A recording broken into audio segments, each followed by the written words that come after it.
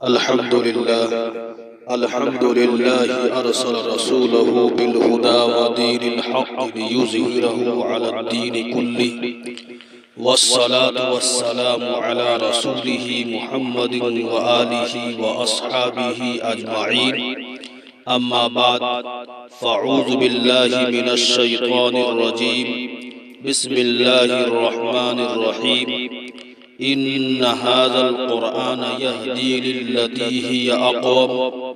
صدق الله العظيم وصدق رسوله النبي الكريم، ونحن على ذلك لمن الشاهدين والشاكرين، والحمد لله رب العالمين. درود شریف. اللهم صل على محمد وعلى آل محمد كما صليت على إبراهيم وعلى آل إبراهيم إنك حميد مجيد. اللهم بارك على محمد وعلى آل محمد كما باركت على إبراهيم وعلى آل إبراهيم إنك حميد مجيد. اس صحیفے کی صحیفوں میں الگ ہی شان ہے. اس صحیفے کی صحیفوں میں الگ ہی شان ہے. اس کے ایک ایک لفظ میں عرفان ہی عرفان ہے. برادران ملت، قرآن کریم اللہ تعالی کی نازل کردہ ہوا کتاب ہے جو تمام انسانوں کو ابدی اور سرمدی حیات کی دعوت دیتی ہے. یہ وہ صحیفہ اذنی ہے جس کے اندر حیات صالحہ کو تمام تر دستور و ضوابط منظم کر کے رکھ دیے گئے ہیں. یہ وہ کلام ربانی ہے جو انسان کو ضلالت و گمراہی کے عمیق غار سے نکال کر صراط مستقیم کی جانب لاتا ہے. یہ وہ مینار نور ہے جس کی روشنی کل بھی پوری دنیا کو محیط تھی اور آج بھی اسی آب و تاب کے ساتھ چمک رہی ہے. یہ وہ برق طبع ہے جو آج بھی کفر کو جلا کر راکھ کر دیتی ہے. یہ وہ انقلاب آفری کتاب ہے جس نے پوری دنیا کے اندر ایسا انقلاب اور زلزلہ پیدا کر دیا جس کے جھٹکے آج بھی تیزی کے ساتھ محسوس کیے جا رہے ہیں. جس نے عرب جیسی شقی، بدبخت، آبا پرست اور ضدی قوم کے قلوب کو چند ایام میں اس طرح پلٹ کر رکھ دیا کہ وہی قوم جو مذہب اسلام کا مذاق اڑاتی تھی، قرآن کا استہزاء کرتی تھی، یتیم عبداللہ، جگر گوشہ آمنہ، احمد مجتبی محمد مصطفیٰ صلی اللہ علیہ وسلم کو کبھی شاعر، کبھی مجنون، کبھی پاگل اور کبھی ساحر و کاہن جیسے برے القاب سے پکارتی تھی. قرآنی انقلاب کے بعد مذہب اسلام کی پیرو نظر آ رہی ہے. دین متین کی شیدائی نظر آ رہی ہے. مکی و مدنی تاجدار صلی اللہ علیہ وسلم کی پکی سچی عاشق نظر آ رہی ہے. قرآنی تعلیمات پر اپنے کو قربان کرتی نظر آ رہی ہے. حضرات، صحابہ کرام رضوان اللہ علیہم اجمعین کی سیرتوں کو پڑھیے.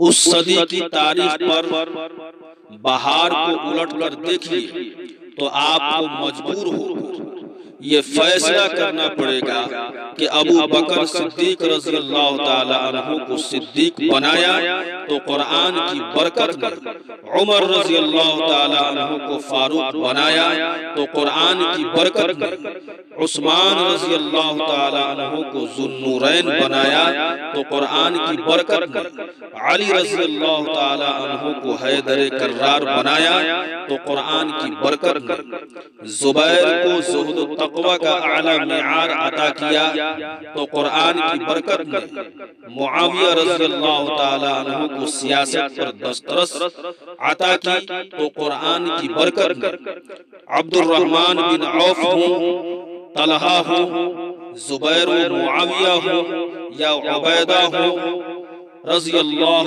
عنہم اجمعین، ان تمام کو عشر مبشرہ کی فہرست میں جگہ دی تو قرآن کی برکت نے اصحاب بدر واحد کو اتنا اونچا اور چمکدار تاج عنایت کیا تو قرآن کی برکت نے اصحاب بیعت رضوان کو رضائے الہی کا پروانہ دیا تو قرآن کی برکت نے مختصر یہ کہ جتنے بھی اکابر و اصاغر صحابہ کرام رضی اللہ عنہم اجمعین ہیں ان کو مکرم و معظم بنایا تو قرآن کی برکت نے۔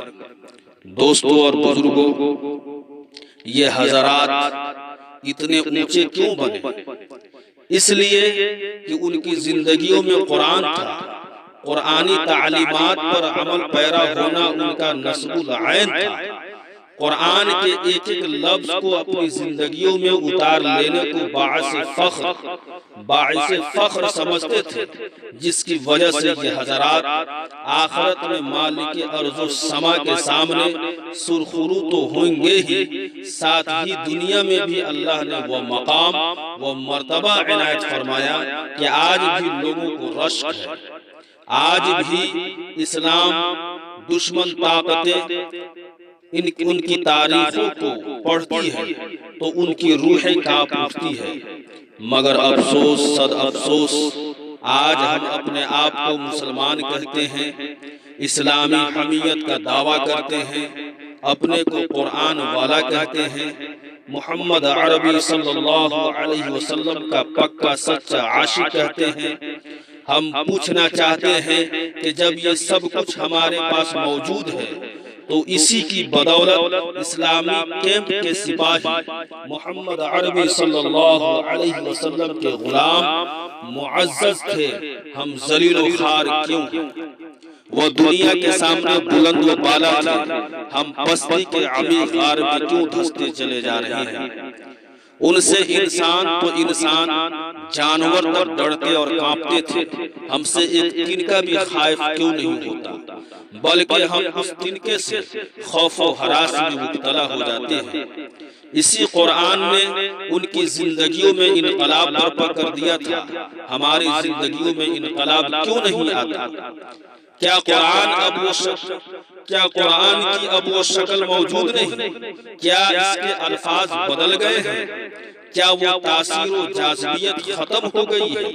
کیا اس کے معانی بدل گئے؟ کیا وہ صورت و آہنگ بدل گیا جس نے عمر بن خطاب رضی اللہ تعالیٰ عنہ جیسے قوی اور جاباز مرد کو اسلام کا شیدائی بنا دیا تھا؟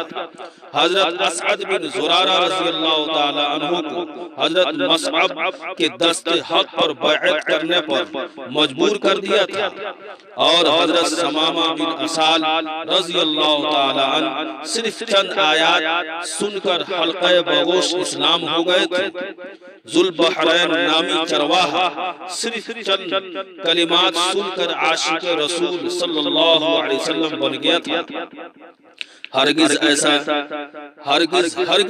نہیں، بلکہ قرآن آج بھی اپنی پوری شان و شوکت کے ساتھ زندہ و تابندہ ہے، اس کی افادیت اور نافعیت آج بھی موجود ہے، اس کی جامعیت آج بھی باقی ہے، اس کی تاثیر آج بھی محسوس کی جاتی ہے۔ اس کے چیلنج فَأْتُوا بِسُورَةٍ مِّن مِّثْلِهِ وَادْعُوا شُهَدَاءَكُم مِّن دُونِ اللَّهِ إِن كُنتُمْ صَادِقِينَ کا جواب دینے والا کوئی لال پیدا نہیں ہو رہا ہے۔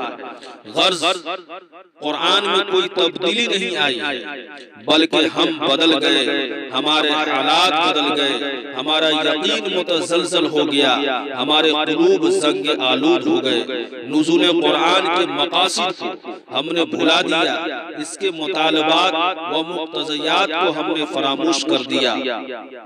شاعر کہتا ہے، وہ معزز تھے زمانے میں مسلمان ہو کر، وہ معزز تھے زمانے میں مسلمان ہو کر اور ہم خار ہوئے تارک قرآن ہو کر۔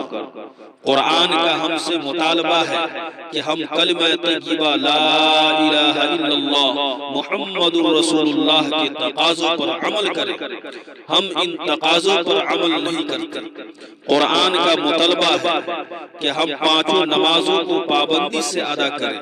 ہم اس مطالبات پر کوئی دھیان نہیں دیتے۔ قرآن کا مطالبہ ہے کہ ہم رمضان المبارک کے روزے رکھیں، ہم روزے نہیں رکھتے۔ قرآن کا مطالبہ ہے کہ ہم اپنے مالوں کی زکوٰۃ نکالیں، ہم زکوٰۃ نہیں نکالتے۔ قرآن کا مطالبہ ہے کہ اگر ہم صاحب استطاعت ہیں تو بیت اللہ کا حج کریں، ہم کو مال کی محبت حج کرنے نہیں دیتی۔ قرآن کا مطالبہ ہے کہ ہم آپس میں اتحاد و اتفاق کا ماحول پیدا کریں، ہم نا اتفاقی پر تلے ہوئے ہیں۔ قرآن کا مطالبہ ہے کہ ہم ماں باپ، بھائی بہن، اولاد و رشتہ دار اور پڑوسیوں کے حقوق کو سمجھیں اور اس کی ادائیگی کریں۔ ہم ان حقوق کی ادائیگی سے کوسوں دور ہیں۔ قرآن کا مطالبہ ہے کہ ہم اس کی تعلیمات کو اپنی زندگیوں میں اتاریں۔ ہم ہیں کہ ان تعلیمات کو اپنے قریب بھی پہنچنے نہیں دیتے۔ قرآن کا مطالبہ ہے کہ ہم اس کی تعلیمات کو عام کریں، اس پر آنے والے تمام حوادثات اور تمام آندھیوں کا جم کر مقابلہ کریں۔ ہم ہیں کہ بزدل ہو کر بیٹھ جاتے ہیں۔ اس وجہ سے رجال لا تلہیہم تجارت ولا بیع عن ذکر اللہ واقام الصلاة وإيتاء الزكاة يخافون يوما تتقلب فيه القلوب والأبصار کہ حامل انسان نظر نہیں آتے۔ تتجافى جنوبهم عن المضاجع يدعون ربهم خوفا وطمعا ومما رزقناهم ينفقون، جیسے مضطرب افراد نظر نہیں آتے۔ انما نطعمكم لوجه الله لا نريد منكم جزاء ولا شكورا انا نخاف من ربنا يوما عبوسا قمطريرا، جیسے درد مندوں کی بہت کمی ہو گئی ہے۔ ان صلاتي ونسكي ومحياي ومماتي لله رب العالمين، جیسے مخلصین ناپید قرآن عظیم کو مشق سے میرے اسلامی بھائیوں، یہ بھی قرآن کریم کو جھگڑے فساد والے کیا جا رہا ہے کہ انہی قرآنی تعلیمات کو فراموش کر دینے کی وجہ سے اور انہی مطالبات سے پشت ڈالنے کی وجہ سے ہمارے دین مذہب پر کوئی طرح خرافات اعتراضات کیے جا رہے ہیں کہ یہ دھرم کوئی دھرم ہے، یہ مذہب کوئی مذہب ہے، یہ دین کوئی دین ہے، یہ کتاب کوئی پرمیشور کی اتاری ہوئی ہو سکتی ہے جو لوگوں کو مارنے اور قتل کرنے کا حکم دے، لوگوں کے ہاتھ پاؤں کاٹنے اور سنسار کرنے کا حکم دے، لوگوں کو غلامی کی زنجیروں میں جکڑنے کا حکم دے۔ ایسا اعتراضات کیوں ہے میرے دوستوں اور بزرگوں؟ اس لیے کہ ہمارے اندر وہ یقین موجود نہیں جس کا قرآن ہم سے متقاضی ہے۔ ہمارے اندر قرآنی کردار موجود نہیں۔ ہم نے اپنے آپ کو قرآنی نمونہ بنا کر دنیا والوں کے سامنے پیش نہیں کیا اور قرآنی تعلیمات سے روشناس نہیں کرایا۔ اسی وجہ سے ہماری دنیا و آخرت تو بگڑ ہی رہی ہے، ساتھ ہی ہمارے دین پر طرح طرح کے اعتراضات کیے جا رہے ہیں۔ دوستو، ضرورت اس بات کی ہے کہ ہم قرآن کی تعلیمات کو سینے سے لگائیں اور اس کی تعلیمات کو پوری زندگی اپنے سینے سے لگانے کا ارادہ کریں۔ دوستو اور بزرگوں، قرآن آخری کتاب ہے جو ہدایت کی کتاب ہے، جس پر ہم سب کو عمل کرنا ضروری ہے، تب جا کر کے یہ سارے اعتراضات ختم ہوں گے۔ اس لیے اپنے آپ کو قرآنی تعلیمات کے مطابق زندگی گزارے۔ اللہ تعالی ہم سب کو اس پر یقین کامل پیدا کرنے کی توفیق عطا فرمائے اور قرآنی تعلیمات پر چلنے والا بنائے، آمین۔ وآخر دعوانا الحمدللہ رب العالمین۔